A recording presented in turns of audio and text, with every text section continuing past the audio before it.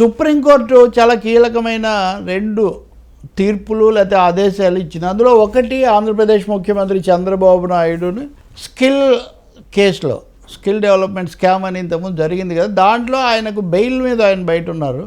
ఈ బెయిల్ రద్దు చేయాలి అని ఒక తెలుగు జర్నలిస్ట్ వేసినటువంటి పిటిషన్, రద్దు చేయాలని వేసిన పిటిషన్ను సుప్రీంకోర్టు కొట్టేసింది. కొట్టేయడమే కాకుండా మీకు అసలు ఏం సంబంధం, మీరు ఎందుకు ఇలాంటి వేస్తున్నారు, బెయిల్ ఉండటం ఉండకపోవటము ఫిర్యాదుదారుకు లేదా పోలీసులకు దర్యాప్తు సంస్థలకు సంబంధించింది, మీరెందుకు ఈ పిల్ పద్ధతిలో వచ్చారని చెప్పింది. దాంతోపాటు దీన్ని బిగ్ రిలీఫ్, ఇంకా పూర్తి ఉపశమనం ఇలాంటి కథనాలు మనకు కనిపిస్తున్నాయి. కానీ నిజానికి సుప్రీంకోర్టు పూర్తిగా కేసు మెరిట్స్ డిమెరిట్స్లోకి పోలేదు, అది మనం గుర్తించాలి.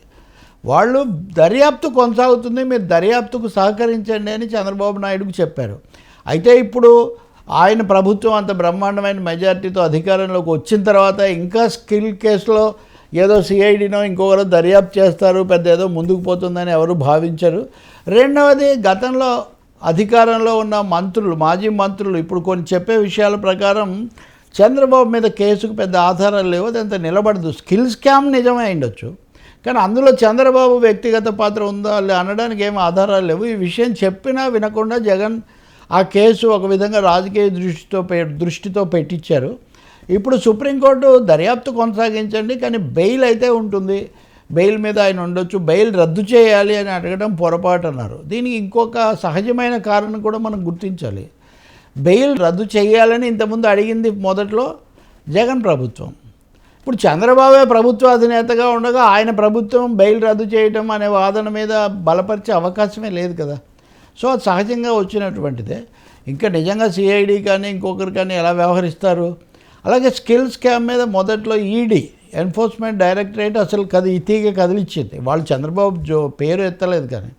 కాబట్టి ఇప్పుడు అది ఎలాంటి దానికి దారి తీస్తుందో తెలియదు, కానీ దాని జోరు అయితే తగ్గిపోతాయి, అందులో ఏం సందేహం లేదు. ప్రస్తుతం ఈ 5 ఏళ్ళు అది పెద్దగా ఏం ముందుకు పోకపోవచ్చు. కానీ ఇదే సమయంలో తెలంగాణ మాజీ మంత్రి, బీఆర్ఎస్ వర్కింగ్ ప్రెసిడెంట్ కేటీఆర్ తన మీద పెట్టినటువంటి కేసును, అంటే ఈ ఫార్ములా 1 రేసు, దానికోసం డబ్బులను పంపించారు అనుమతి లేకుండా, రిజర్వ్ బ్యాంకు నిబంధనలు పాటించకుండా, అలాగే కేబినెట్ నిర్ణయం లేకుండా పంపించారు అన్నది ఆయన మీద ఏసీబీ నమోదు చేసిన కేసు. చంద్రబాబు కేసులో 17A కింద గవర్నర్ అనుమతి తీసుకోలేదన్నది అప్పుడు ఒక ముఖ్యమైనది ఆయన బయటికి రావడానికి. అది ఇంకా తేల్చాలి సుప్రీంకోర్టు.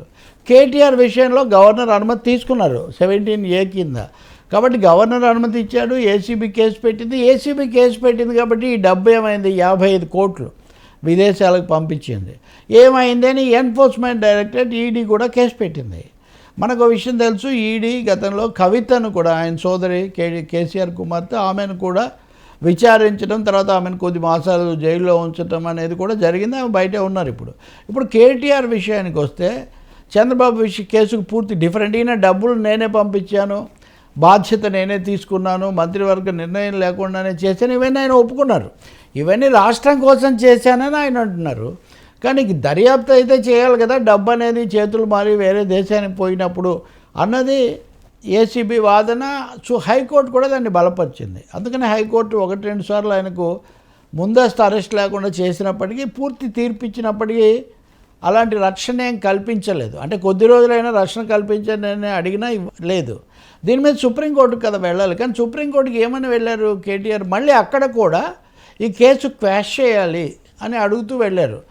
ఇక్కడ బెయిల్ కాదు, ముందస్తు బెయిల్ అడగలేదు. చంద్రబాబు కేసులో కూడా అదే జరిగింది. ముందస్తు బెయిల్ అడగటం కంటే క్వాష్ చేయండి అని అడిగారు. అడిగినప్పుడు సుప్రీంకోర్టు కొట్టేసింది. కొట్టేయడం అంటే ఇక్కడ కూడా చిన్న మెలిక ఉంది. సుప్రీంకోర్టు కొట్టేయలేదు, మేమే ఉపసంహరించుకున్నాము అని వీళ్ళు చెప్తున్నారు. సుప్రీంకోర్టు ఏమందంటే, మేము డిస్మిస్ చేస్తాం, దీన్ని మేము కొట్టేస్తాం, లేదంటే మీరే వెనక్కు తీసుకుంటారంటే తీసుకోండి అని చెప్పింది. కాబట్టి ఇది ఒక విచిత్రమైన పరిస్థితి. ఇది కొట్టేసినట్టు, ఇది వెనక్కు తీసుకున్నట్టు కూడా. ఎప్పుడైతే అది అయిపోయిందో ఇంక కేటీఆర్ అరెస్టుకు రంగం సిద్ధమైంది. ముఖ్యమంత్రి ఇంతకుముందే చెప్పున్నారు, పీసీసీ అధ్యక్షుడు చెప్పారు, చాలామంది మంత్రులు కూడా చెప్పున్నారు. కాబట్టి ఏం జరుగుతుందని చూస్తున్నప్పుడు ఈడీ మళ్ళీ ఆయన ఈరోజు ఈ సమయంలో కేటీఆర్ను ఎన్ఫోర్స్మెంట్ డైరెక్టరేట్ దర్యాప్తు జరుపుతుంది. ఆ డబ్బులు ఏవి ఎటుపోయాయి, ఏమైంది. ₹1 పోలేదు అని ఆయన అంటారు. ఆ పార్టీ అంటుంది. ఏదైనా ఒకసారి చట్టం దృష్టికి వచ్చిన తర్వాత ఏసీబీ, ఈడీ ఇవన్నీ రంగంలోకి వచ్చిన తర్వాత కేటీఆర్ తప్పకుండా దానికి సంబంధించిన దర్యాప్తును కానీ వాళ్ళు అవసరమని భావిస్తే రేపు అరెస్టును కానీ ఎదుర్కోవాల్సి రావచ్చు. అరెస్ట్ చేయొచ్చు.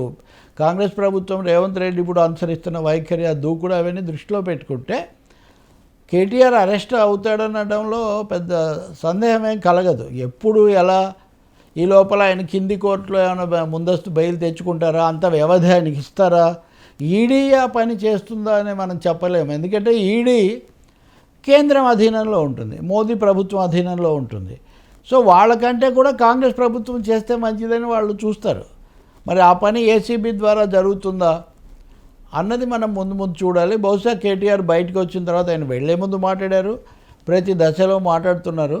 ఆయన బయటకు వచ్చిన తర్వాత ఏం చెప్తారో మనం చూడాలి. ఒకవేళ బయటకే రాకుండా అరెస్ట్ చేస్తే అది ఇంకా తీవ్రంగా ఉంటుంది. అలా ఈరోజు ఈడీ అరెస్ట్ చేయకపోవచ్చు, కానీ అరెస్ట్ కావటం అనేది దాదాపు తథ్యంలాగే ఖాయం అనే అనిపిస్తుంది. ఎవరి ద్వారా ఏ సమయంలో అన్నదే ఇప్పుడు సస్పెన్స్.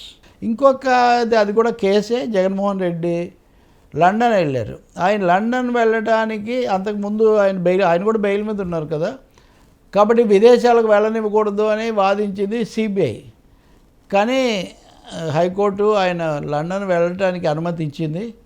ఆయన ఈ నెలాఖరు వరకు కూడా విదేశాల్లో ఉంటారు అని. సో ఇలా కేసులు. అల్లు అర్జున్ కూడా ఆ మాటకు వస్తే, అల్లు అర్జున్ కూడా బెయిల్ మీదే ఉన్నారు, కానీ కండిషన్డ్ బెయిల్. ప్రతి వారం పోలీస్ స్టేషన్కి వెళ్ళి సంతకం పెట్టాలి, ఇట్లాంటిది. కానీ ఇప్పుడు ఆయన అన్నారు, ప్రతి వారం నేను పోలీస్ స్టేషన్కి వెళ్తే అది ఒక విధమైన సెక్యూరిటీ ప్రాబ్లం, భద్రతా సమస్య, తొక్కిసలాట కదా సమస్య. కాబట్టి అన్న తర్వాత మొత్తానికి కోర్టు ప్రతి వారం పోలీస్ స్టేషన్కి వెళ్ళాల్సిన అవసరం లేదు అని ఆయనకు మినహాయింపు ఇచ్చింది. విదేశాలకు వెళ్ళడానికి కూడా అనుమతి ఇచ్చింది. సో ఈ విధంగా ఈ 3-4 కేసుల్లో ఆసక్తికరమైన ఆదేశాలు, తీర్పులు, బెయిల్లు రావడం మనం గమనిస్తాం. ఇందులో తీవ్రమైంది, ఇప్పుడు ఇంకా చాలా తీవ్రమైన మలుపు తిరిగే అవకాశం, అరెస్ట్ దాకా వెళ్ళే అవకాశం ఉన్నది కేటీఆర్ కేసు.